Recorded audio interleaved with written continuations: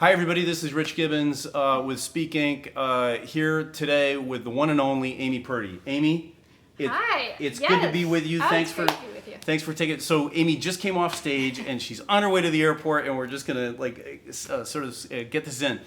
So for those out on the interwebs that have not seen Amy speak, you should. You're in for a treat. And I thought we would do something a little different this time, in that your virtuosity on the platform is anybody in the industry, anybody in the audience who's seen you present knows that you are a true pro. And I have two, these are more bespoke questions. So Okay.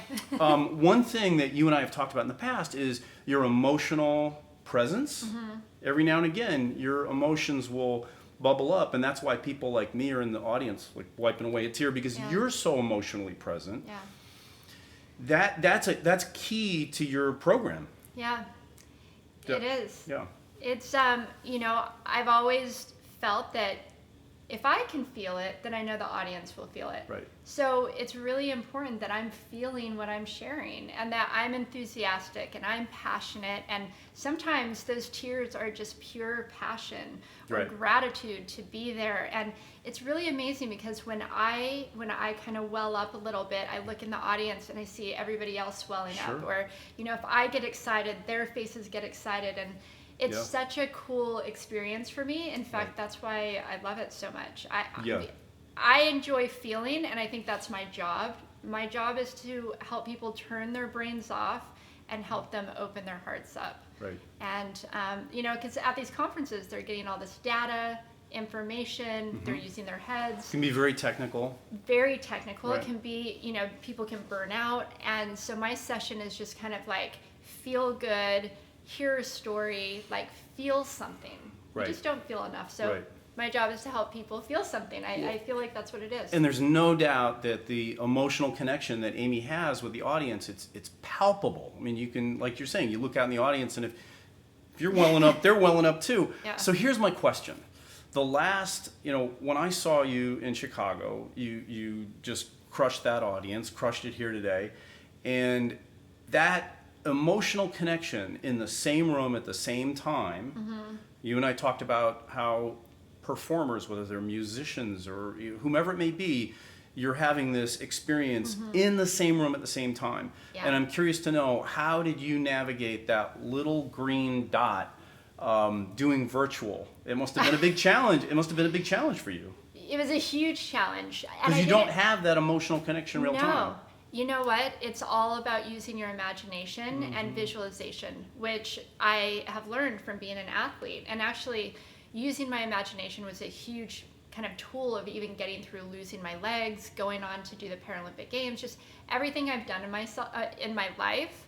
I've had to use my imagination to kind of visualize what it could look like. Right. So that's what I had to do with virtual. I would visualize everybody giving me a standing ovation. Yeah, right. But I'd visualize like everybody laughing. I don't know if they're laughing, but I'd visualize it, but then that would help me feel it as well. Right. And so I would stare at this little dot.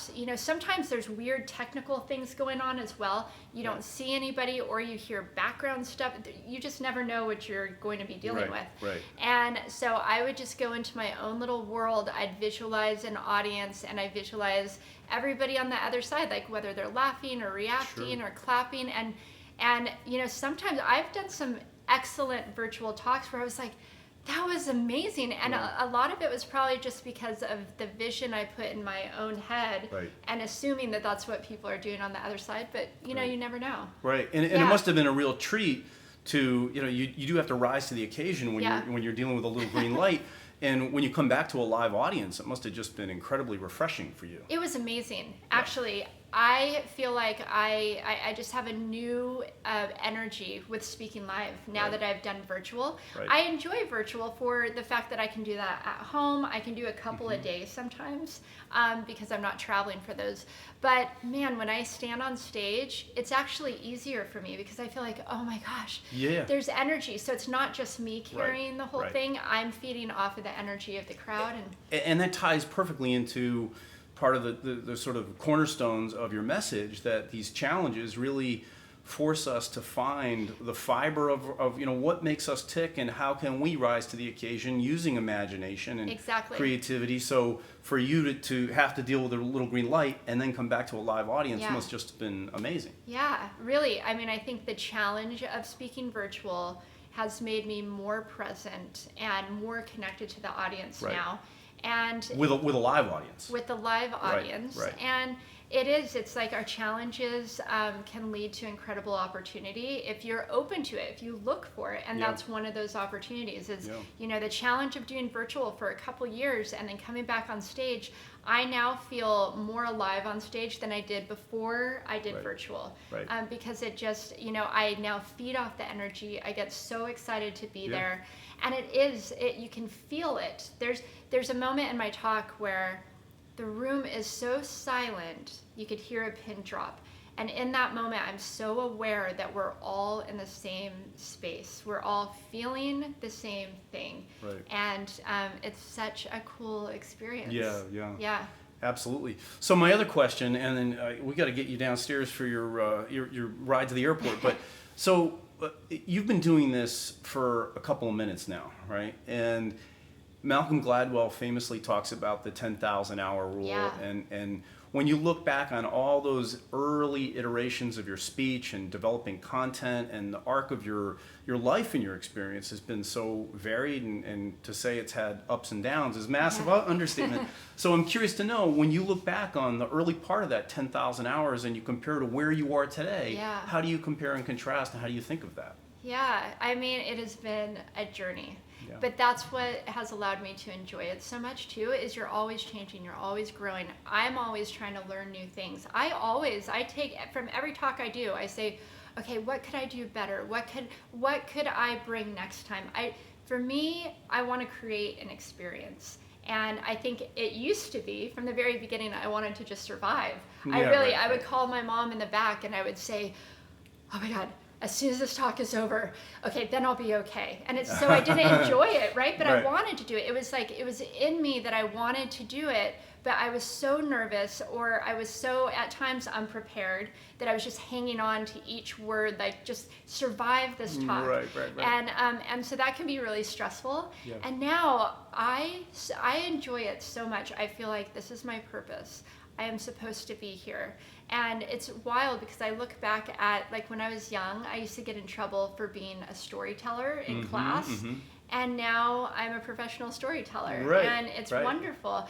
But now I'm so much more present, and I am just in the moment, and I enjoy it. And actually, I get out on stage now and I take a deep breath and I go, I'm here. I'm here, right, Instead of let me get through this so that I can survive, and like just know I did it. And that speaks to one of the points in Amy's talk is using the energy that comes out of fear to be courageous enough to look down the barrel of whatever terrifies you and say, yes, I can do this. And we are all fortunate that you took that deep breath and you found that courage, and you're sharing your story.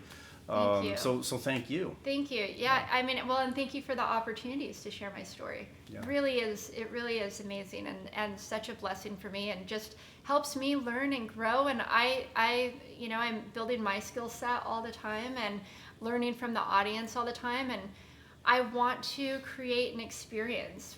The music and the sound and the feel and the way it looks, like, for me, it's not just walking in as another speaker. I want it to be an experience. I want people to walk away and feel something, and feel refreshed, and feel inspired, and feel motivated, and that's how I want to feel when I do it too, and that's how I do feel. So right. Well, it's amazing that you really lean into the craft. And for those out on the intertubes that are not familiar with Amy's story, you should be, you need to be. And when you hear the story and you see the challenge and the adversity and your ability to tap into resilience, and you hear some of these, the Dancing with the Stars story.